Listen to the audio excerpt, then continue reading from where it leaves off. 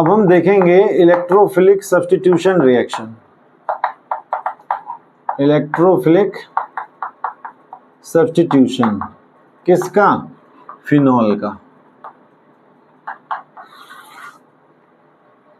ठीक है, देखो तो इसमें सबसे पहले हम कर रहे हैं नाइट्रेशन। नाइट्रेशन थोड़ा ध्यान दीजिए। देखो फिनॉल का जब आप नाइट्रेशन करेंगे तो रिएक्शन आप किससे करवाएंगे? इसमें HNO3 से।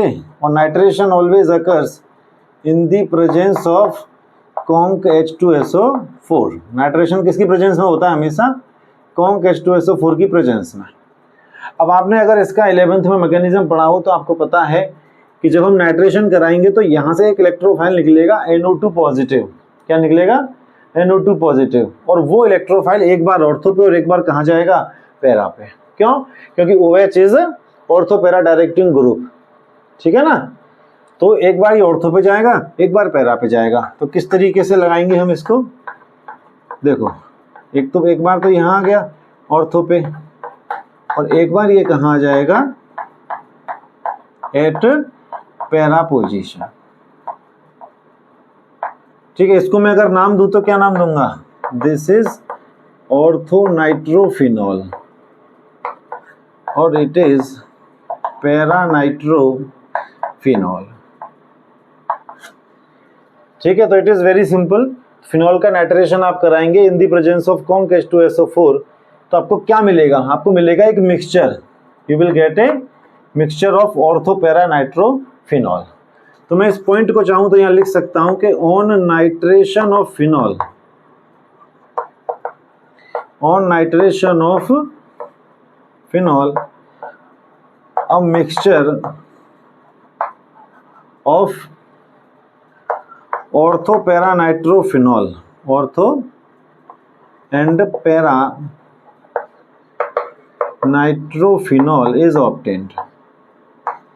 क्या मिल जाएगा साहब? आपको एक मिक्सचर मिल जाएगा ऑर्थो पैरा नाइट्रोफिनॉल का, एक मिक्सचर आपको मिल जाएगा। ठीक, चलिए देखो आपको यहाँ पे एक बड़ी इंपॉर्टेंट बात मैं बता रहा हूँ। इतनी बात तो क्लियर हो गई होगी, है ना? फिनॉल के नाइट्रेशन पे you will get a mixture of ortho para nitrophenol. इन दोनों के बारे में एक बड़ी स्पेशल बात है। ठीक है, मैं आपको इधर बताता हूँ। देखो जो हमारा ऑर्थो नाइट्रोफिनॉल है ना, उसकी एक खास बात यह है कि उसमें यहाँ H और इस ऑक्सीजन के बीच में बॉन्डिंग बन जाती है, H बॉन्डिंग। कौन सी बॉन्डिंग बन रही है? H bonding. कैसे बनेगी जरा इधर देखो, ध्यान दो। ये मैं बना रहा हूँ ऑर्थो नाइट्रोफिनॉल, ये इस तरीके से। देखो मैं आपको पहले भी बता चुका हूँ शायद एक बार। ये तो ये किसकी स्ट्रक्चर है? Ortho nitrophenol. तो इस ऑर्थो नाइट्रोफिनॉल में क्या होगा? देखो oxygen is more electronegative than hydrogen. तो इस हाइड्रोजन पे क्या आ जाएगा? पार्शियल पॉजिटिव और यहाँ पार्शियल नेगेटिव चार्ज, क्योंकि ऑक्सीजन मोर इलेक्ट्रोनेगेटिव होने की वजह से शेयरिंग के इलेक्ट्रॉन को थोड़ा अपनी तरफ खींच लेगा और इस पे आ जाएगा थोड़ा पॉजिटिव और इस पे थोड़ा नेगेटिव चार्ज। अगर यहाँ पे हम बात करें ऑक्सीजन और नाइट्रोजन की, तो which is more electronegative? Oxygen. Oxygen more electronegative than nitrogen. तो ऑक्सीजन क्या करेगा? इलेक्ट्रॉन्स को थोड़ा अपनी तरफ खींच लेगा और इस पे आ जाएगा नेगेटिव चार्ज और इधर आ जाएगा थोड़ा पॉजिटिव चार्ज। अब क्या होगा? हाइड्रोजन पार्शियल पॉजिटिव और ऑक्सीजन पार्शियल नेगेटिव, तो इन दोनों के बीच में यहाँ पे क्या होने लग जाएगा? एक फोर्स ऑफ अट्रैक्शन जनरेट हो जाएगा और इसी फोर्स ऑफ अट्रैक्शन को, इसी बॉन्ड को हम लोग क्या कहेंगे? H बॉन्डिंग, है ना? H और ऑक्सीजन के बीच में बन रहा है, इसे क्या कहेंगे? H bonding. लेकिन ये H बॉन्डिंग मॉलिक्यूल के अंदर ही अंदर तो बनी है, तो इस बॉन्डिंग को हम क्या नाम देते हैं? This is intramolecular H bonding. कौन से टाइप का बॉन्ड है ये? Intramolecular H bonding. तो इन ऑर्थो नाइट्रोफिनॉल क्या बनता है ना? Intramolecular H bonding. जरा इसकी बात कर लेते हैं, है ना, पैरा वाले की।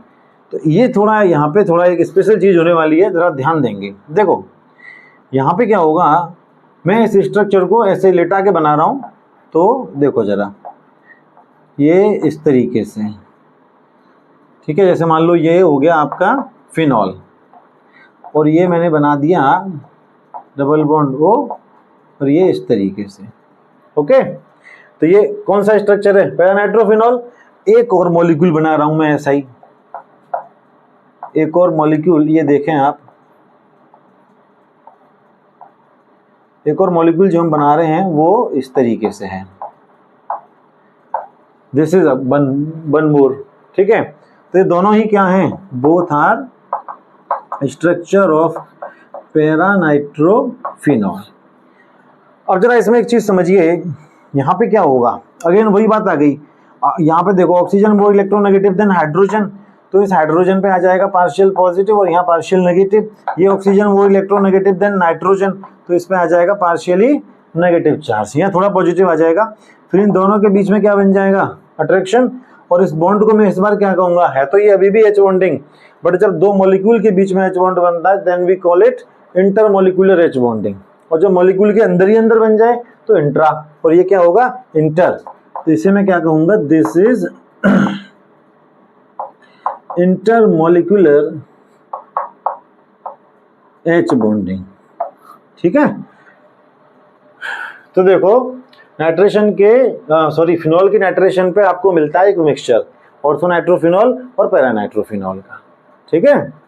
अब होता क्या है, जरा एक इंटरेस्टिंग क्वेश्चन है यहाँ पे, ये दोनों जो हैं एक दूसरे के आइसोमर्स हैं, और generally what happens that it is very difficult to separate isomers, isomers को सेपरेट करना बड़ा ही मुश्किल होता है। लेकिन यहाँ ये एक स्पेशल केस है, इन दोनों को सेपरेट करना बड़ा ही आसान है। क्यों आसान है, तो उसका मेन रीजन क्या है कि ऑर्थोनाइट्रोफिनॉल में तो होता है इंट्रामोलिकुलर एच बॉन्डिंग, और पैरानाइट्रोफिनॉल में क्या होता है, इंटरमोलिकुलर एच बॉन्डिंग। ये क्वेश्चन बोर्ड में आ चुका है कई बार कि ऑर्थोनाइट्रोफिनॉल और पैरानाइट्रोफिनॉल के मिक्सचर को आसानी से सेपरेट किया जा सकता है। बताइए क्यों, क्योंकि जनरली आइसोमर्स को सेपरेट करना आसान नहीं होता, बट इसको किया जा सकता है। तो इसको क्यों किया जा सकता है, सुनिए, क्योंकि इसमें क्या है, इंट्रामोलिकुलर एच बॉन्डिंग और इसमें इंटर। अब इस एच बॉन्डिंग से ऐसा क्या हो जाएगा कि इनको सेपरेट करना आसान हो जाएगा, ये पॉइंट है समझने वाला।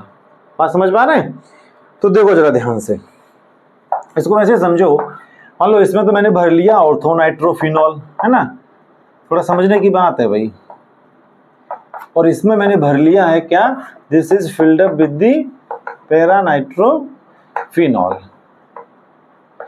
अब मॉलिक्यूल इसमें भी पड़े हुए हैं ऑर्थोनाइट्रोफिनॉल के, और इसमें पड़े हुए हैं पैरानाइट्रोफिनॉल के। अब एक बात बताओ, ऑर्थोनाइट्रोफिनॉल में जो एच बॉन्डिंग है वो मॉलिक्यूल के अंदर ही अंदर तो है, मॉलिक्यूल एक दूसरे से थोड़ी जुड़ जाएंगे। तो इनमें नॉर्मली एक फोर्स होगा, वो कौन सा फोर्स होगा, वैन डर वाल फोर्स, जो कि एक वीक फोर्स होता है। कैसा फोर्स है, वीक फोर्स। थोड़ा सा आप हीट करोगे, थोड़ी हीट दोगे तो ये फोर्स टूट जाएंगे और मॉलिक्यूल निकल जाएगा वेपर की फॉर्म में।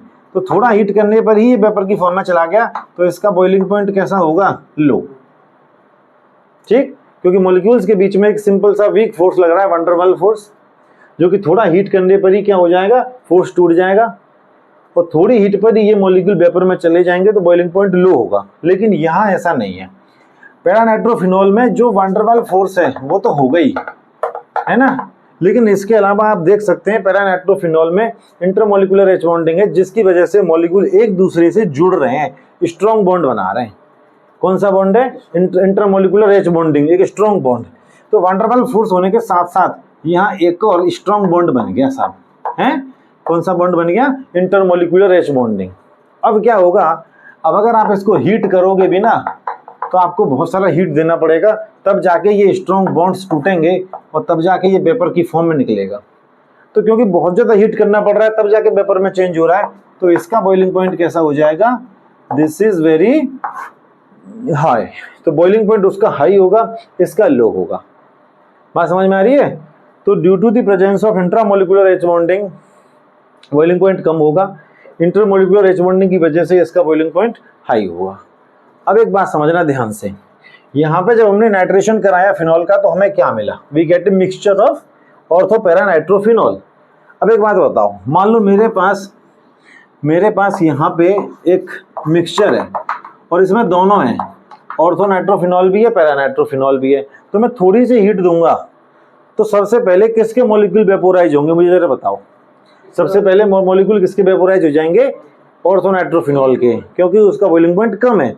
तो थोड़ी हीट देने पे सारे ऑर्थोनाइट्रोफिनॉल के मॉलिक्यूल यहाँ से वेपोराइज होकर निकल जाएंगे और उनको मैं इकट्ठा कर लूंगा कहीं पे, उसके बाद थोड़ा और हीट दूंगा तो हाई, जब ज़्यादा हीट मिलेगा तो इसके भी मॉलिक्यूल वेपोराइज होना शुरू हो जाएंगे क्योंकि इसका बॉइलिंग पॉइंट हाई है, और इसके भी मॉलिक्यूल जब निकल जाएंगे तो उनको मैं अलग बर्तन में इकट्ठा कर लूंगा, तो दोनों अलग अलग हो गए।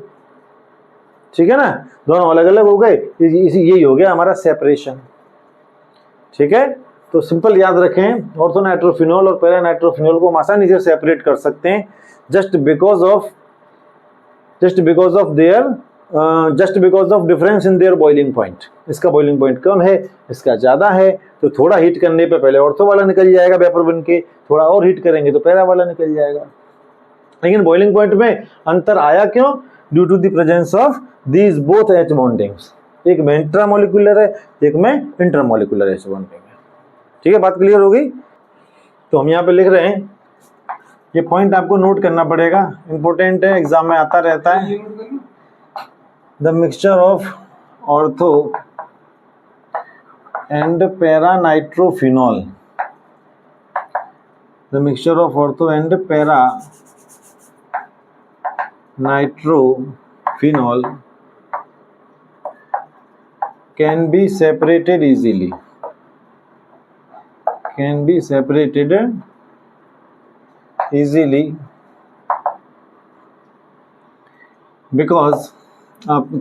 easily by steam distillation। आसानी से इनको सेपरेट कर सकते हैं। क्यों कर सकते हैं आसानी से सेपरेट? यही तो बोर्ड का क्वेश्चन है। Because orthonitrophenol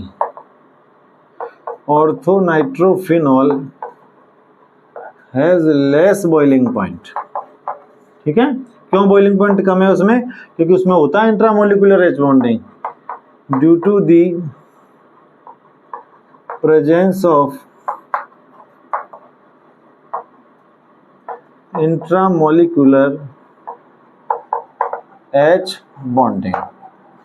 but paranitrophenol